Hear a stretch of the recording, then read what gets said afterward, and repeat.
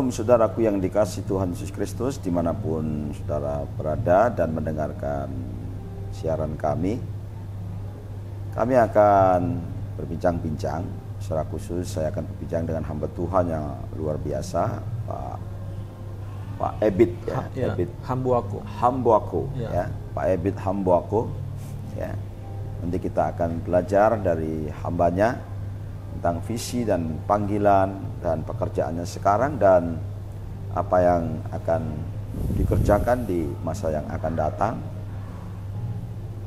Dan nanti kita akan melihat bagaimana pekerjaan Roh Kudus ya, secara khusus di desa-desa, di kota, dan bahkan di pedalaman, di pegunungan ya, di mana Pak Sambuako ini punya jaringan pelayanan yang sangat luas ya, menjangkau ribuan orang ya di kotanya, di daerahnya.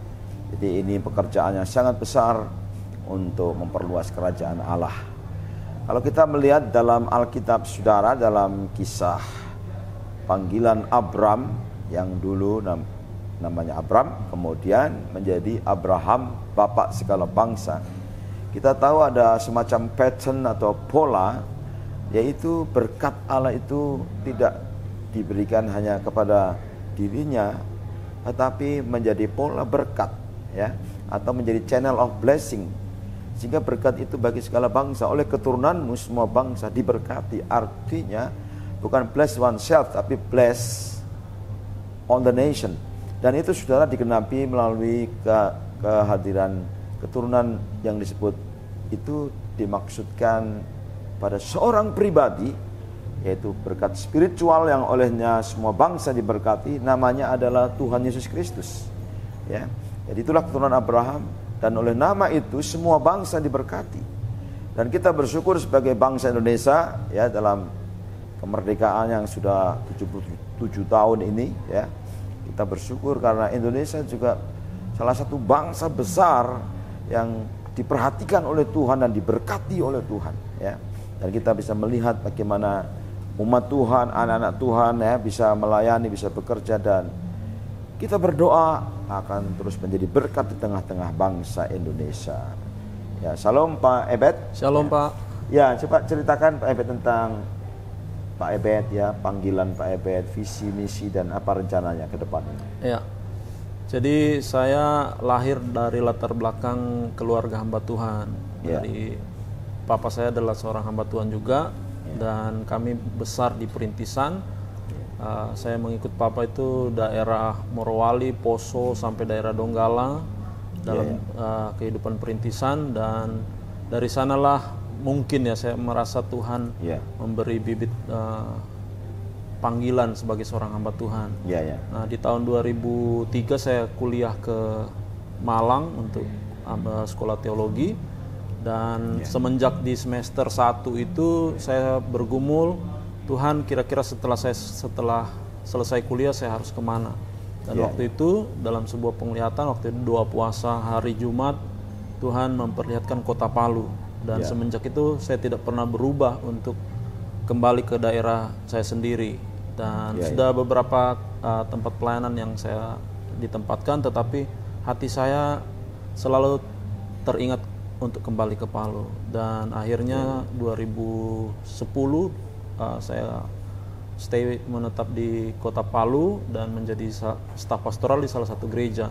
Tetapi setelah 2 tahun saya melayani sebagai staf pastoral, saya mengambil keputusan di 2013 untuk merintis gereja secara mandiri, dan di situ saya merintis dari nol, memang betul-betul dari nol. Waktu itu bersama dengan istri saya, kami baru menikah. Kami menikah 2011, dan 2013 saya merintis di sebuah rumah kos ya, ibadah pertama di situ, dan sampai hari ini saya masih tetap melayani Tuhan di dalam gereja itu, dan puji Tuhan sudah banyak sekali pertolongan Tuhan yang Tuhan nyatakan, dan itulah panggilan Tuhan dalam diri saya sampai hari ini untuk tetap menjadi hamba Tuhan. Baik, jadi saudara-saudara, kita sudah mendengar bahwa visi yang diberikan kepada hambanya Pak Ebit ya, Sandoako ya, Hambuako itu mempengaruhi pikirannya, ya, mempengaruhi doanya, dan mempengaruhi tindakannya. Itulah visi yang dari Tuhan. Ya. Seperti Rasul Paulus juga terhadap visi yang dari Tuhan, dia tidak bisa lepas karena itu mempengaruhi hidupnya. Abraham juga demikian yang tadi saya ceritakan, bahwa Abraham dapat visi dari Tuhan untuk menjadi berkat bagi segala bangsa. Dia pergi meninggalkan keluarganya, sanak saudaranya, dan dia fokus kepada visi yang dari Tuhan. Ya, Pak Ebit ya, itu juga setia, akhirnya dia kembali kepada visi dan panggilannya itu, kepada rencana Tuhan, dan dia sekarang ada di tempat di mana Tuhan mau, ya, dan dia menjadi channel of blessing, saluran berkat, ya, melalui pelayanannya, anak-anak muda diberkati, dan semua orang yang dijumpai diberkati, dan saya percaya berkat Tuhan akan semakin melimpah, mengalir melalui kehidupannya. Dan puji Tuhan saudara ya, jadi ini adalah satu kesaksian yang luar biasa, dan saya akan membagikan kepada Pak Ebit ya, ini kehidupan baru dan harapan baru. Ini adalah sebuah traktat ya, isinya sangat sederhana ya, sangat sederhana, hanya 1 lembar saja ya. Dan kalau dibaca ya, kalau dibaca itu sangat cepat ya. Tetapi apa yang terjadi ya? Kalau seseorang membaca ini, maka dia akan menemukan kehidupan yang baru dan menemukan harapan yang baru ya. Ya.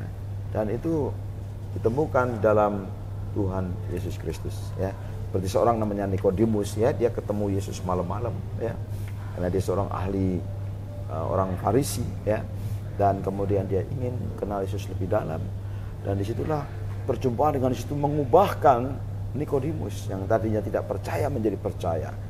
Oke, baik Pak Ebet, ini ya saya akan bagikan, nanti ya. Pak akan bagikan kepada lebih banyak orang ya, di daerah pelayanan Bapak ya. Siap.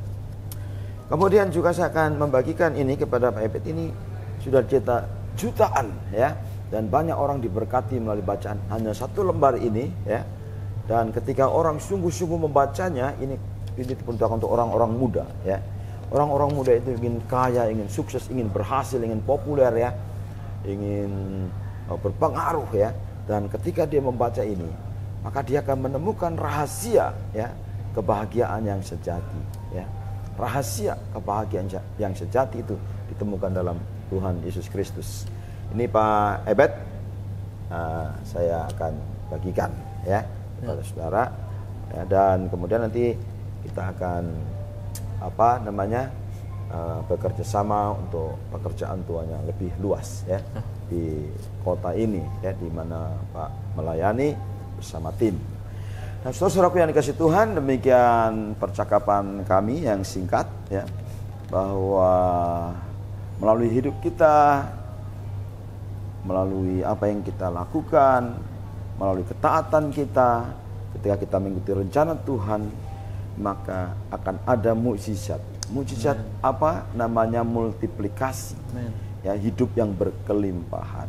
Kalau benih itu ditabur ya di tanah yang baik, maka Injil Lukas mengatakan akan berbuah 100 kali lipat. Tuhan Yesus memberkati kita semua.